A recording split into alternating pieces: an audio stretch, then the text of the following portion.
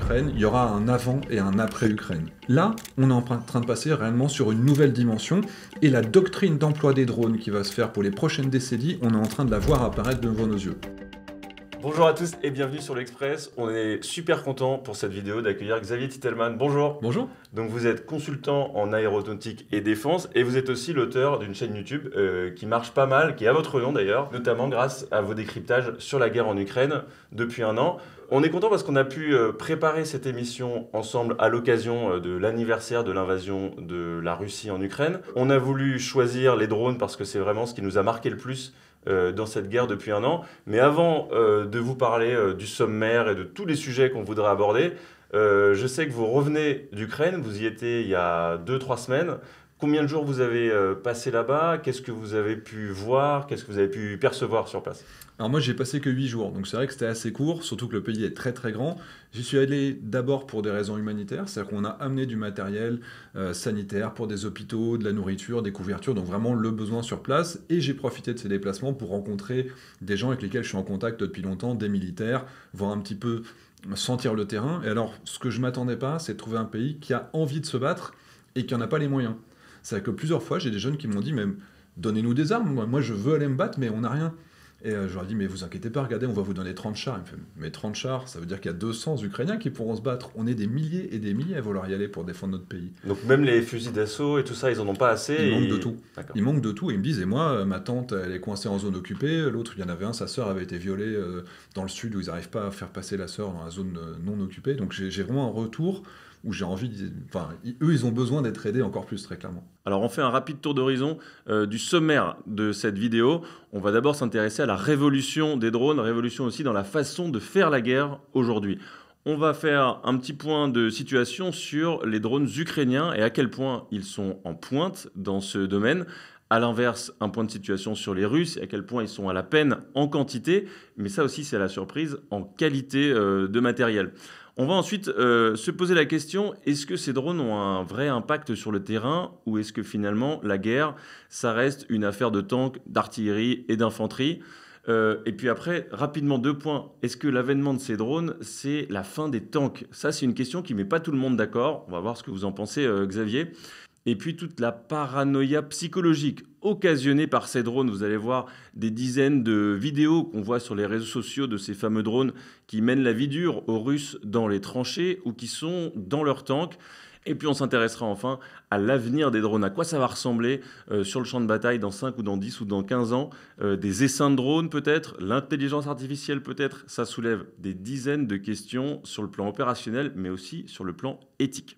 Donc voilà, on a plein de questions à se poser. On commence par le commencement, Xavier, avec donc la révolution occasionnée par ces drones depuis le début. La guerre Ukraine-Russie, théoriquement, c'est quand même une guerre asymétrique. Et en fait, c'est devenu un conflit de haute intensité avec des armées qui se tiennent tête. Et ça, c'est notamment grâce aux drones. C'est vrai qu'à l'origine, on s'attendait à un choc de 2 armées.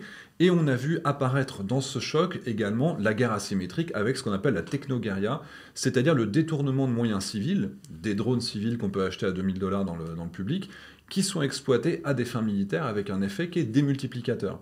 Et ça, c'est quelque chose, utiliser le petit drone pour faire du renseignement, pour faire du petit bombardement, ça c'est quelque chose qu'on n'avait pas vu, en tout cas pas vu dans ces quantités-là. Et qu'une armée l'exploite dans ces proportions, c'est juste gigantesque. Dans les tranchées, c'est un désastre. En permanence, j'ai parlé à des combattants, ils ne savent pas à quel point est-ce que simplement le fait de se promener, ils ne peuvent pas regarder les drones à 200 mètres d'altitude, ils ne les voient pas, ça ne se détecte pas au radar, ça ne s'entend pas, donc ils ont une pression en permanence.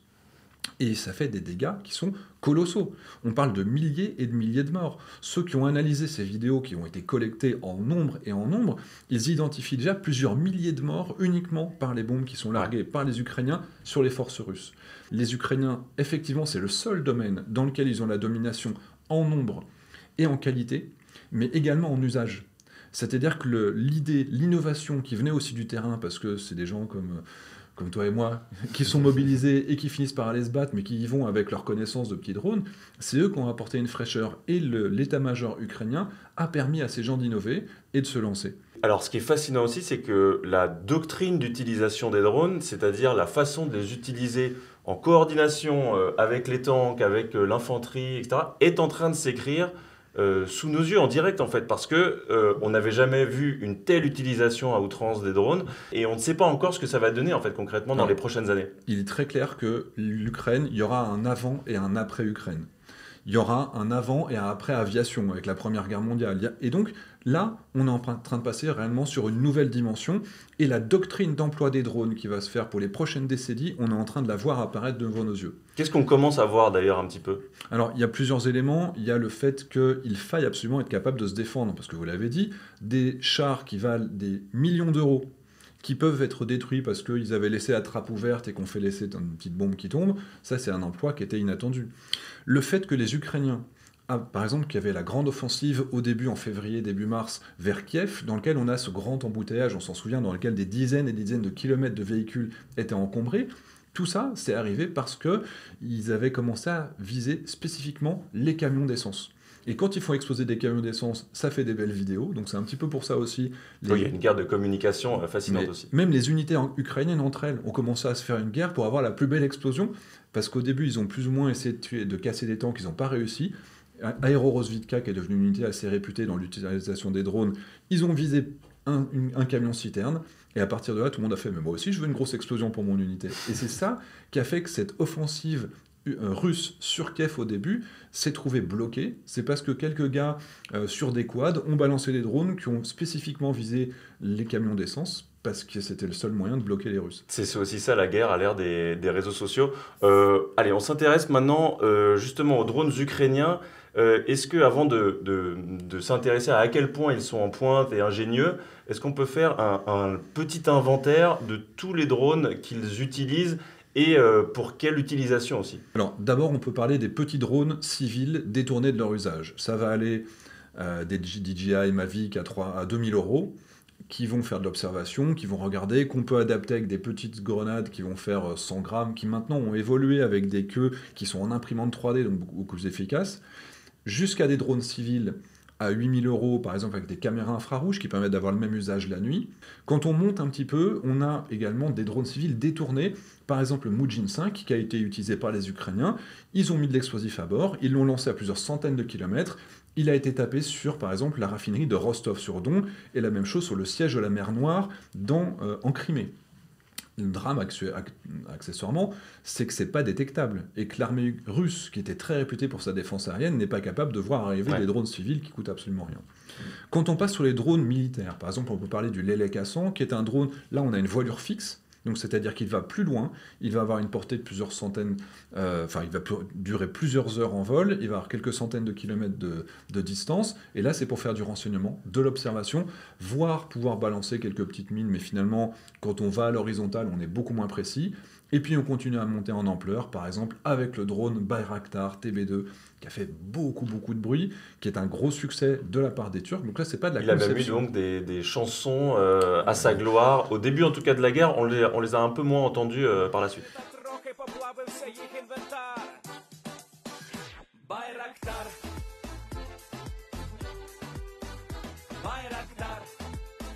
Alors, ils se sont très vite adaptés à partir de 2014. La guerre, du point de vue ukrainien, elle a commencé en 2014. Les Russes avaient des drones d'observation, mais finalement, les Ukrainiens les ont rattrapés très vite avec l'aide et le soutien technologique occidental, et puis une volonté d'innovation, parce que Aero-Rozvidka, dont j'ai parlé tout à l'heure, à la base, en 2014, ce sont des civils qui étaient des dronistes, qui aimaient ça, qui ont été défendre leur pays sans même être intégrés à l'armée.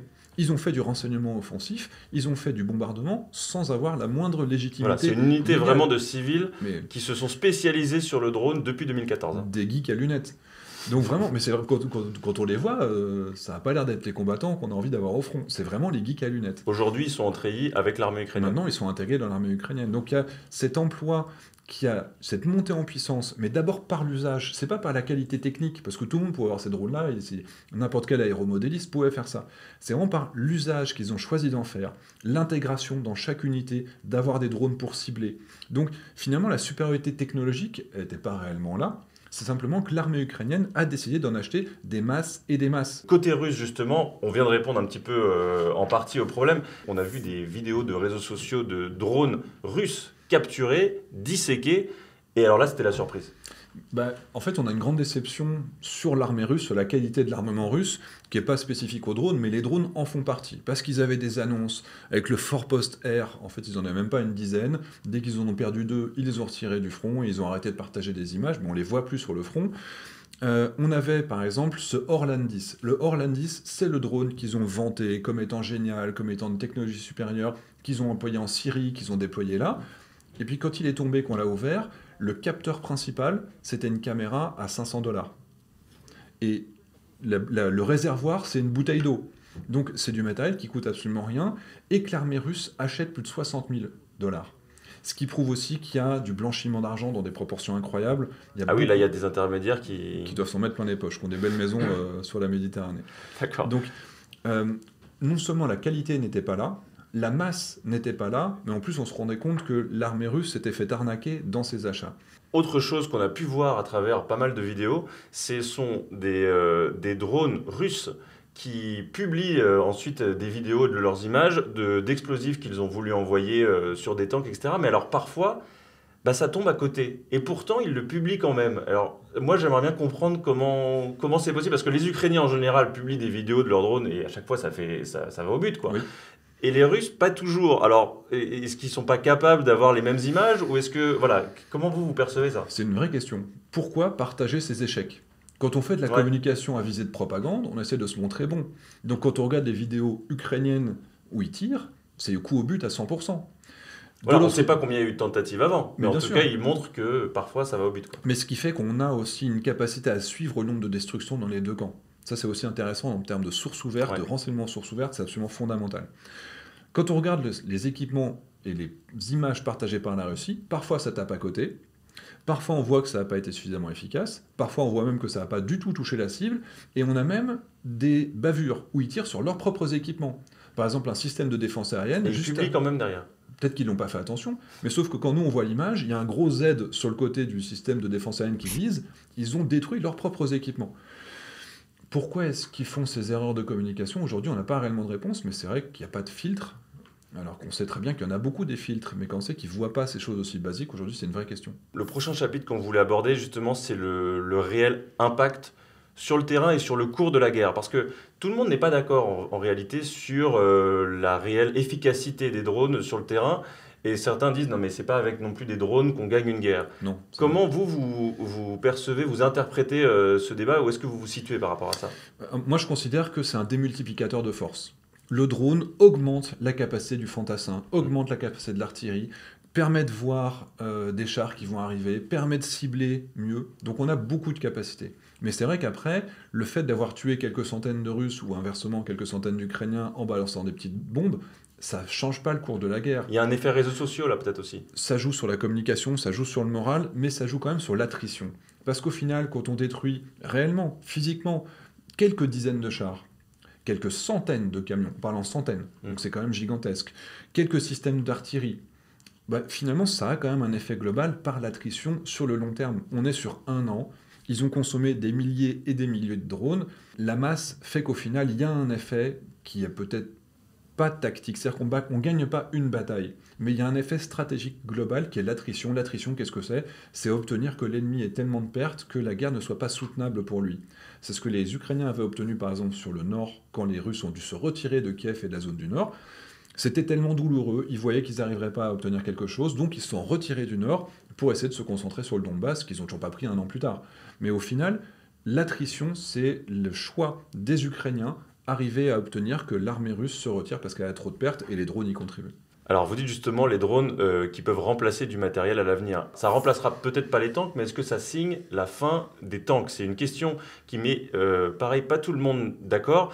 Et il y a un paradoxe qui est évident, c'est que aujourd'hui on voit donc ces vidéos de réseaux sociaux où on voit des drones qui, à quelques milliers d'euros qui peuvent détruire des tanks à quelques millions. Et donc on peut se dire que c'est obsolète, mais après il y a Zelensky qui depuis des mois ne réclame qu'une chose, c'est des chars lourds. Alors l'emploi de l'arme blindée, de la cavalerie, etc., tel que les Russes l'appliquent encore aujourd'hui, ou comment ils commencent à apprendre de leurs erreurs, ou en tout cas tel qu'ils l'ont fait jusqu'en mars-avril, c'est clairement la fin. on pourra plus se permettre d'avoir une colonne de 50 chars qui se fait détruire à l'artillerie parce qu'elle est éclairée par un drone. Ça, c'est plus possible. Donc il faut avoir ce qu'on appelle des groupements tactiques interarmés dans lesquels on aura quelques chars, puis quelques chars légers, puis de l'artillerie, puis des véhicules blindés d'infanterie, et de l'infanterie autour, et de la défense aérienne anti-drone, et de la défense aérienne lourde. Donc c'est-à-dire que c'est des groupements constitués, avec peut-être 1000-1200 hommes, mais qui travaillent ensemble d'une manière coordonnée, où la faiblesse du char en défense aérienne va être compensée par la présence d'un gars qui peut tirer depuis l'épaule. Donc c'est surtout les Russes qui ont fait un mauvais usage du tank et qui en ont donné une mauvaise image, on va dire, sur sa pertinence au XXIe siècle. Ils ont perdu 1600 chars, les Ukrainiens en ont perdu à peu près 450, juste des informations qu'on peut prouver en source ouverte visible sur Internet. Ouais. On ne perd pas 1600 chars en les utilisant bien. Aujourd'hui, le char, dans une guerre de position, il n'est pas du tout utilisé à son juste usage. Il les place à des endroits fixes, c'est pour faire de la défense, sauf qu'encore une fois, le drone permet de savoir où ils sont, et donc ces chars qui sont fixes se font détruire par de l'artillerie ou par des missiles tirés depuis l'épaule très facilement. Alors, autre conséquence de l'utilisation de ces drones, on l'a déjà un petit peu évoqué, mais c'est toute cette paranoïa psychologique qui fait qu'aujourd'hui, on a le sentiment, en traînant un peu sur Telegram et sur tous les autres réseaux, qu'il n'y a plus 1 m² où on peut être tranquille en Ukraine, côté russe ou côté ukrainien d'ailleurs. C'est le cas. Alors voilà, est-ce que vous, c'est retour d'expérience aussi que vous avez eu sur place, ou est-ce qu'il y a un effet, encore une fois, réseaux sociaux et on exagère cette donnée? Non, c'est une réalité. Eux, quand ils font survoler par juste le bruit, parce que par exemple les Orlan 10, ils volent assez bas, ils font du bruit, les munitions rôdeuses sont très bruyantes, ce qui permet de les voir et ce qui permet de voir où elle va tomber, et donc ça permet de les éviter aussi, donc ça c'est un avantage. Certains des équipements utilisés par les deux camps, par exemple les Américains utilisent les Switchblades, les Switchblades sont très bruyantes, mais les lancettes sont très bruyants aussi côté russe, donc ça, le bruit, c'est encore quelque chose qui permet de les voir arriver. Mais néanmoins, il y a ce stress permanent d'entendre, de fait de savoir que c'est là, que c'est présent, et puis il y a ceux qui sont totalement silencieux parce qu'ils volent suffisamment haut, qui sont à voilure verticale, et il y a un stress permanent, qui est encore pire chez les Russes, parce que les Ukrainiens ont maintenant une grande quantité de drones qui sont utilisables la nuit, avec des caméras infrarouges, avec des caméras thermiques plutôt, et ce qui font que 24 heures sur 24, ils peuvent suivre les positions, ils peuvent voir où les gens sont en train de dormir, dans les tranchées à ciel ouvert, ils peuvent aller faire balancer des petites bombes sur des centres de ravitaillement, mais jour et nuit. Et c'est pour ça que les Russes, c'est encore pire pour eux, parce que eux, c'est quasiment du 24 heures sur 24, alors que les Ukrainiens, c'est quasiment que de jour. Donc ça signe pas forcément la fin des tanks, mais ça signe peut-être la fin des tranchées en tout cas, ou de l'intérêt d'une tranchée, à savoir de se sentir à l'abri. La tranchée, elle permet d'être défendue contre le pauvre type en face de nous qui nous tire dessus et qui n'a pas demandé à être là non plus. Mais par contre, il y aura toujours besoin de tranchées, il y aura toujours besoin de chars pour détruire les lignes de défense qui ont été construites. Donc finalement, le drone ne fait que rendre la vie plus difficile à tous les autres, ou plus facile quand on est dans l'armée qui en dispose de plus. Mais cette certitude qu'on n'est jamais en sécurité, c'est quelque chose qui est réellement nouveau en termes de guerre psychologique. Et là, encore une fois, les Ukrainiens ont vraiment l'avantage. Et alors le dernier point qu'on voulait aborder, l'avenir du drone, à quoi ça va ressembler demain, son utilisation sur le champ de bataille. Est-ce qu'on va être sur des essaims de drones, de plusieurs centaines de drones en train d'attaquer en intelligence artificielle? Voilà, qu'est-ce qu'on peut imaginer sur la guerre de demain avec les drones? Alors, les Américains, c'est eux, encore une fois, qui sont les plus avancés là-dedans. D'accord. Ils ont fait des tests avec la DARPA, qui est leur agence de recherche avancée, dans lequel un humain était capable de gérer un essaim de plusieurs centaines de drones, mais des drones terrestres et aériens. Et finalement, il ne se pose plus la question de piloter un drone, il va dire « je voudrais savoir, est-ce qu'il y a quelqu'un dans la porte, derrière la porte ?» Et donc, automatiquement, le système va définir quel est le bon drone pour aller se mettre de l'autre côté de la fenêtre et vérifier s'il n'y a personne. Ou alors, est-ce qu'il y a des méchants dans la salle, et c'est un petit drone terrestre, une sorte de petit 4x4 comme on peut l'acheter, qui va aller voir ce qu'il y a à l'intérieur. Ça, c'est la volonté d'avoir quelque chose qui est global, et on pilote plus un drone, on pilote un usage. On demande de l'observation, on demande de l'infrarouge, on demande du largage, et ça, c'est l'avenir. Après, le vrai problème de l'intelligence artificielle, certes, pour travailler en essaim, c'est intéressant, mais c'est de donner la décision de tirer au drone. Et ça, c'est un vrai problème. Et ça, c'est vraiment, je pense, la limite. Peut-être que comme on a interdit, même si ce n'est pas respecté, les mines antipersonnelles ou les armes chimiques, eh bien peut-être qu'il faudrait dire on n'accepte pas qu'une arme prenne la décision de tirer sans qu'un humain l'ait validée. Mais on est encore au début de l'aventure drone, c'est aussi ça qui est intéressant à observer. Vous aviez, il y a quelques jours, sur votre chaîne YouTube, le CEO de Parrot, l'entreprise française. Et alors, pour être honnête, j'ai regardé la vidéo, je ne savais pas si je devais me réjouir ou je devais m'inquiéter de cet avenir. Alors, est-ce qu'il faut s'en réjouir? Les bénéfices sont tellement gigantesques dans tous les domaines qu'on regarde pour faire de la livraison, pour faire du transport aérien électrique. Pour l'agriculture, il y a énormément de domaines dans lesquels on va bénéficier tous ensemble d'un avenir avec plus de drones. Économiquement, écologiquement, dans tous les domaines, ça va être intéressant. Dans le domaine de la guerre, l'armée, elle évolue aussi avec son temps, donc elle intègre ces nouveaux outils. Pour une fois, ce sont plutôt des outils qui ont été tirés par le civil et les usages militaires font qu'ils les récupèrent, mais l'aviation civile et militaire, finalement, c'est deux choses qui coexistent l'une à côté de l'autre. Est-ce qu'il faut s'en réjouir? Oui, puisqu'on a un avantage. Le problème, le risque, c'est que la multiplication des petits systèmes très simples fasse que demain, on ait des terroristes qui pourront utiliser tout ce qu'on a vu en Ukraine, dans un stade, sur une école, sur un homme politique, parce que jusqu'à maintenant, on a les présidents américains qui font leur discours derrière une vitre blindée, sauf que bientôt, il faudra mettre une vitre tout autour d'eux, un peu comme le pape. Et peut-être que ce sera ça l'évolution qu'on verra contre les attentats, parce qu'il y a une certitude, la multiplication de l'usage des drones et leur accès de plus en plus simple fait qu'il y aura certainement beaucoup plus de tentatives d'attentats. Merci à vous Xavier d'être passé par l'Express, c'était chouette de vous accueillir. N'oubliez pas quant à vous de vous abonner à la chaîne L'Express et on se retrouve très vite pour de nouvelles vidéos.